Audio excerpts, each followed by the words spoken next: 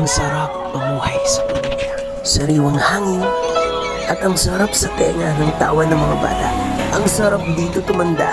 Kaya kung wala ka pang probinsya, handang tumulong ang grupo namin para mahanapan po kayo ng retirement plan. Investment farm, ganun din ang bakasyonan. Kaya tara na, dito sa Quezon Province, habang mura pa ang mga lupa. Kaya sa mga nais pong mag-inquire, ayan po ang ating FB account, Facebook page, WhatsApp and Viber. Para sa susunod, kayo naman po ang maserbisyohan namin. Maraming salamat po.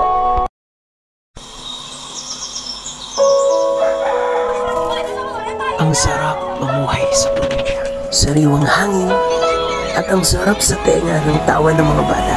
Ang sarap dito tumanda. Kaya kung wala ka pang probinsya, handang tumulong ang grupo namin para mahanapan po kayo ng retirement plan. Investment farm, ganun din ang bakasyonan. Kaya tara na, dito sa Quezon Province, habang mura pa ang mga lupa. Kaya sa mga nais pong mag-inquire, ayan po ang ating FB account, Facebook page, WhatsApp and Viber. Para sa susunod, kayo naman po ang maserbisyohan namin. Maraming salamat po. Yan na po. Tay, ito na ba yun? Oh, ganda.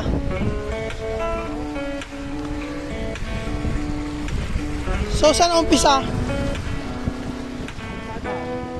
Ay, yung kalsada. Ito, sakop tong lupa na to. Oh, ganda. Tapos, ganda, oh. Tapos, dikit pa sa irrigation, oh.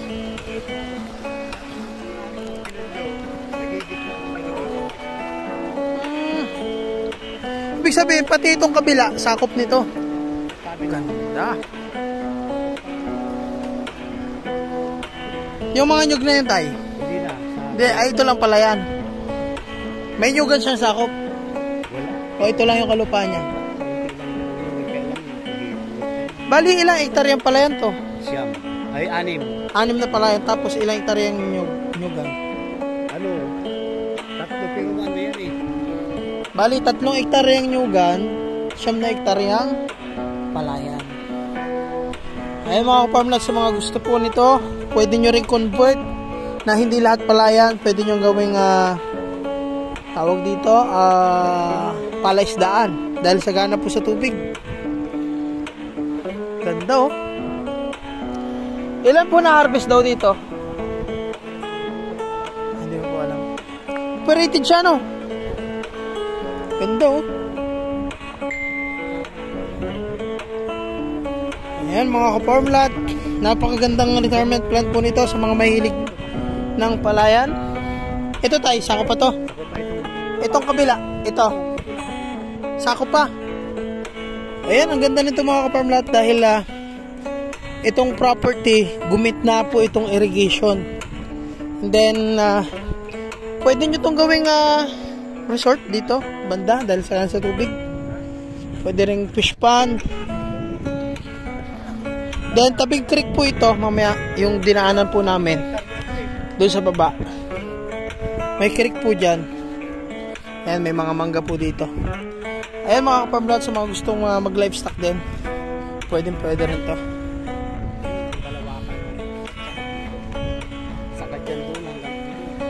Tapos ito, ipapunta dyan sa Akupano.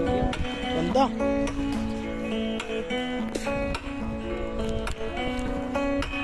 Napakaganda nito mga ka-farmland na property. Nako, sa palayan, number 1 kalaban nyo na hindi po kayo kikita kung walang source ng tubig. Dahil kung mag-irrigation po kayo, number 1 na kalaban yung price value ngayon ng gasoline or ng crudo, sobrang mahal. So ito po, libre po ang tubig, oh. Ayan, sako po ito. Dito in-stock yung mga naha-harvest. May mga mangga.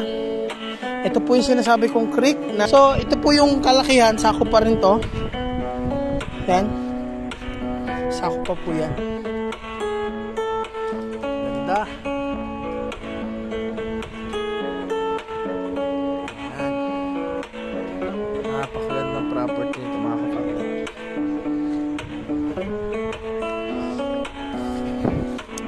So wala na kayong problema sa bigas kung mabili nyo to. Tapos meron kayong gagawin ditong fish pan ng tilapia, hito, or ano po kayo ng mga hipong urong yung aalagaan nyo. Tapos, dun sa 3 hectares naman na kalupaan niya, pwede po kayong magtanim-tanim doon ng mga fruit-bearing trees or mag-alaga po ng mga manok, baboy, baka, kambing. Ayan. So, napakaganda pong bakasyonan nito. Napaka-peaceful po. At sariwang-sariwa po ang hangin. Fresh ang tubig. Asa ba to? Lahat na yan, kalalakan na yan. Basta nakukulong yan, ang lupa ng kulunyo. Nagigitna ng irrigation ng ano. So, ibig sabihin, hanggang doon, Ang sakit yan. ibig sabihin, yung mga, ano na, hindi nasakop. Yung may mga kahoy na Oo. ilog na kasi yan. Boundary. So, itong Yung lahat, yung Madre Cacao na yan. okay. So, yung Madre Cacao, yung sakop na yun. Ito. So, pag ganun. So, ito ng kabuuan na to, palayan. Sakop. Wow, ganda. Napakaganda mga ka-farm lahat. Kaya wag nyo nang palampasin to. Yan, sana po tayo makadin. Yan, quality to. Napakaganda.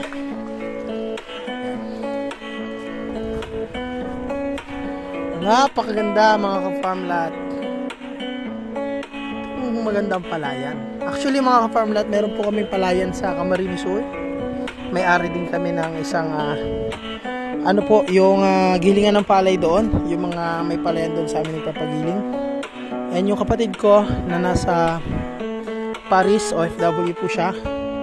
May mga nabili siyang palayan doon. Nako, halos hindi kumikita dahil sa source ng tubig po. Dahil sa irrigation, wina-water pump po yung tubig. Nako, yung water pump, ang mahal ng costing niyan. Dahil sa mahal po ng krudo ngayon, halos hindi na masyadong kumikita talaga. Kumita man, napakaliit na dahil sa costing ng krudo. So ito po mga ka-farm lot, napakaganda dahil yun nga, gaya ng sabi ko, libreng-libre yung tubig nyo. Ang palayan po, importante yung tubig. Ito po, ang pagkakagastusan nyo na lang dito, edi yung pag-aararo, yung abuno, yung binhi. And ang good thing mga ka-farm lot, may mga karatig din siyang palayan. So, yun yung best dun sa property. So, yung mga peste, kagaya ng mga ibon, yung mga ibang peste sa palayan, hindi mo masasalo dahil may mga karatig na palayan. Yun yung kaganda. Yun yung kagandaan sa isang palayan. Ayan. So, quality to mga farm lot. Tabing creek pa. Ayan po si Bestland, nagbibideo rin. So, kasama din natin ang tropa, si Bestland, si Murang Farm Lot, tsaka si Biyaherong Gala. Kasama natin. And ayun mga ka-farm lot, makikita mo nyo yung overlooking mountain view. Ayan. So, ayun mga ka-farm lot, ito yung sakop niyang farm lot na nyugan. Ayan, may mga tanim pong mangga. So, dyan po kayo pwedeng mag-alaga na kung mahilig kayo sa manok panabong, mga pato, itik. Ayan. Farm lot, nakaka 600 sako daw po ng palayan. Ayan mga ka-farm lot, sa mga mahilig po mag-alaga ng itik, maganda po sa palayan ng may itik dahil yung mga kuhol, pwede nyong alpasan dyan, manginginain sila ng peste sa palayan. So tapos kukulungin nyo na lang yung mga itik dyan. Ayan. Lalambatan nyo na lang. Then sa tubig naman, dahil mahilig sa tubig, yan, lambatan nyo na lang siya. Tapos mag-alaga kayo ng yun nga po, itik. Tapos may alaga kayong fish pan po na tilapia, hito. Tapos may palayan po kayo. Naku, buhay na buhay po kayo dito. Kung retirement plan lang din naman po yung kailangan.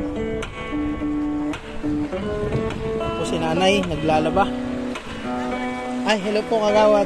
Magandang araw po. Napakalinis po ng tubig. So, nandito po tayo sa 3 hectares na kalupaan. Nako, flat land siya na Carabao grass na tamang-tama sa paglalagyan nyo ng farmhouse. At ang kagandahan po nito mga ka-farm lot, tabing kalsada po ito. Ayan, sa gusto maglagay ng manok panabong, banayad po siya. Yan ang mga gusto ng mga manok, ay bagay sa mga manok panabong. Banayad siya ng hili. So ito po ang dam. So dito pala nanggagaling yung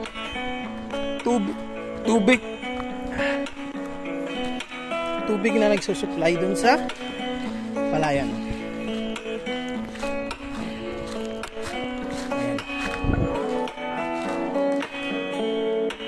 So ayan po yung dam.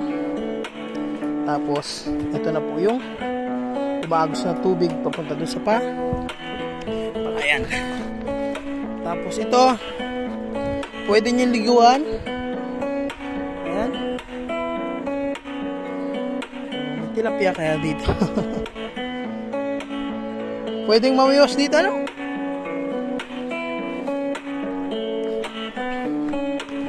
Ayun, may mga tilapia sa mga gusto mangilaw o maminwit. Oo nga, meron na. Ayun, may namamana dito, kuya? Meron din. Laking palos, ano? Gabinti. May mga tilapia, no? Kaya nakaliliit pa. Oo nga, ayun. Yan, ganda nito mga farmlat. Nandito yung ating tatlong tropa. Boss, ayos lang tayo dyan. Ano masasabi mo sa property? Napakaganda. Boss, ano masasabi mo sa property natin? Napakaganda. Yan. Boss, ano masasabi mo? Yeah, very productive. Yan, napakaganda. Gusto. Papunta tayo dun sa tabing kalsada. Ayun, maganda dito mga farmlat maglagay ng farmhouse dahil overlooking siya. Lalo kung malilis to, itong mga konting damo na to. Ayun mga farmlat to. Ganda oh. Yan, pag nandito kayo, may farmhouse kayo dito, napakaganda ng property. So yun mga farmlat, ang sakop ng property. Dito po tayo sa medyo mataas para mapakita ko sa inyo. Sakop po ito. Nakikita nyo po yung puno na yun. Papaganon po yun hanggang yan ang sakop. Tapos yan, yung sa likod ng mga puno na yan, ano na po yan, hindi na yung sakop kasi creek na po yan. Tapos mula doon, papaganto naman po. Ayan, so kaya ito yung buong palaya na yan, 6 na hektarya ng sakop. Tapos ito yung kalupaan na 3 hektarya. So yun mga kapamlat, ito na po yung boundary. So ito, hindi na sakop siya. So ngayon, dadaan tayo dito. So, papunta doon sa property, yan, papunta po tayo sa kalsada. Pero ito parang maganda yung daan dito, parang pasok dito sa sasakyan. Pero yun, dito muna tayo. Nauna na sila. Para makita natin yung tabing kalsada, syempre. So, yan, 9 hectares po yung kabuuan nito. Ang maganda mga ka-farm lots, mga buyer natin. Papangalan nyo po sa inyong mag-asawa yung 5 hektarya and then yung 4 hektarya sa anak. Or, pwede nyo pangalan sa mga anak na lang lahat. Lalo kung medyo may edad na rin kayo, sa anak na rin na ipangalan para diretso na. Para later, hindi na sila mamroblema. Dahil alam naman natin lahat, mga ka-farm lahat, na hindi naman tayo immortal. Tayo ay may huling hantungan. Sako pa po ito, kuya.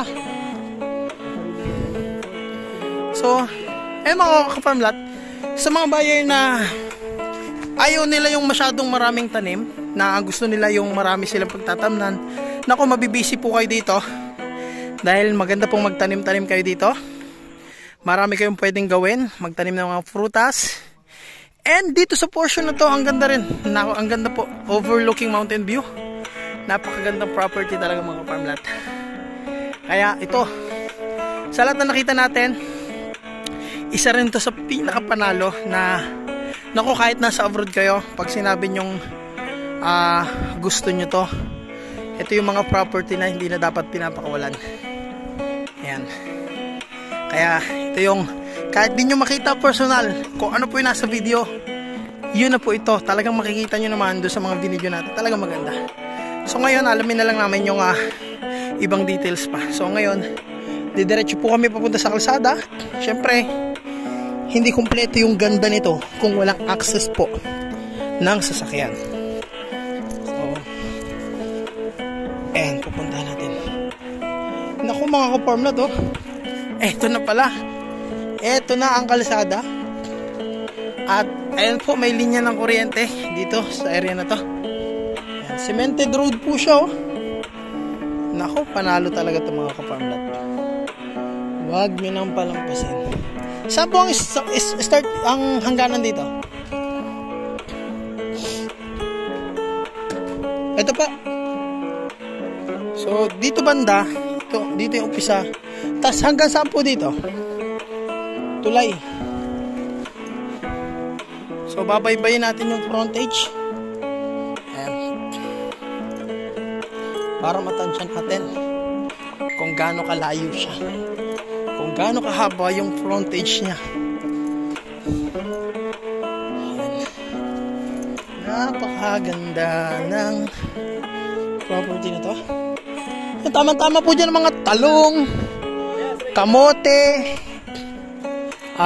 balinghoy. Yan, pwede dyan. Pechay. Pwede rin dyan po pakuwaanan dahil maganda naman yung source ng tubig, pandilig lang naman ang kailangan. Then, sa gusto ng game farm, yan. Maganda rin gawing manok panabong farm yan. Yan. So tara, lakad pa tayo. So yung lahat ng dinadaanan natin, left side frontage po yan. Sako pa yan. So as of now, mga 150 meters na po yung nalalakad natin. Diretso lang tayo. Para mas matansya natin yung frontage niya.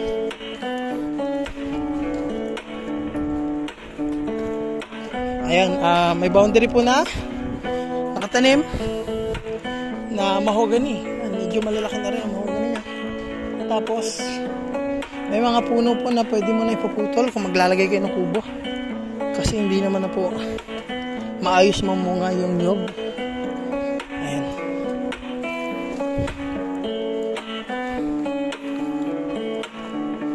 So, ayan, may mga kabahayan din dito. Sa karatig na lote. Yan, malapit na tayo sa tulay dahil ito po ang frontage. So, tansya ko mga ka-farm lot, more or less 200 meters yung frontage niya sa kalsada. Yan. Napaka haba rin. Panalo to. And so, peace in order naman mga ka-farm lot. Itong property po, ang distance nito sa kampo ng Sundalo, nasa 1 kilometro lamang po. Yan, malapit lang siya. Papakita ko mamaya sa inyo. Naku, ang ganda ng ilog mga ka-farm lot. Ang sarap liguan ito.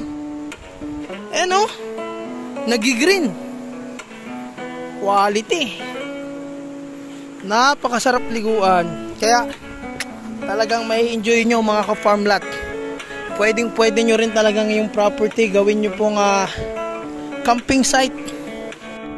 Ayun mga ka-farm lot, nilagyan natin ng yellow line yung buong property and makikita nyo po yung barangay road and then yung residential area, yung school, yung barangay hall na malapit lang yung property, and then napapalibutan po yung property ng creek sa right side. Ayan. So tabing kalsada sa harap and then creek sa right side po niya. So ayan, puntahan po naman natin yung Google Earth para matansya natin yung distance niya. Mga ka-farm lot, nandito tayo ngayon sa property sa Google Earth. And kung makikita nyo, dito po tayo lumabas sa kalsada na to. Ayan.